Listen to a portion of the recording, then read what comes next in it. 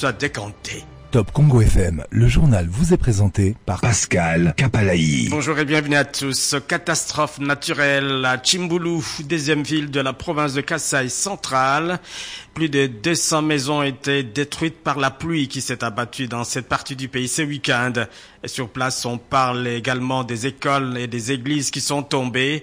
La société civile en appelle à une intervention urgente des autorités pour venir en aide à plusieurs familles qui passent nuit à la belle étoile. De son côté, le maire de la ville de Tchimboulou confirme également l'information. Marcel Moutamba indique qu'il n'y a pas eu de pertes en vies humaines, mais les dégâts matériels sont énormes. Détail, Alain Saver-Makoba. Les lourdes pluies qui se sont abattues sur la région ce week-end ont laissé derrière elles un paysage de désolation avec plus de 200 maisons réduites en ruines et des écoles et des églises effondrées. La ville autrefois animée par la vie quotidienne de ses habitants est maintenant enveloppée dans les silences, brisée seulement par les pleurs des personnes affectées par cette catastrophe. La société civile de Tchimboulou lance un appel urgent aux autorités, implorant une intervention immédiate pour secourir les nombreuses familles qui se retrouvent sans abri. Augustin Moukenge est de la société civile. Nous demandons l'assistance en urgence auprès du gouvernement central et provincial.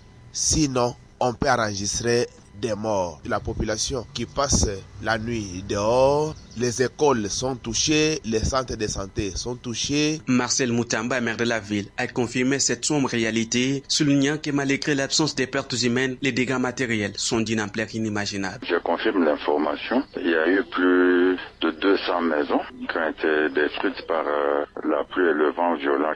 Et la pluie est tombée, qu'elle a pu dévaster autant de maisons, autant d'églises et même autant d'écoles. Et c'est ainsi qu'on lance un cri d'alarme au niveau du gouvernement provincial et même du gouvernement national pour venir en aide aux victimes de cette pluie. De Kananga, Alain Saver-Makoba pour Top Congo FM. Et puis on va parler environnement, écosystème à Kinshasa, difficile d'emprunter la route Libération X24.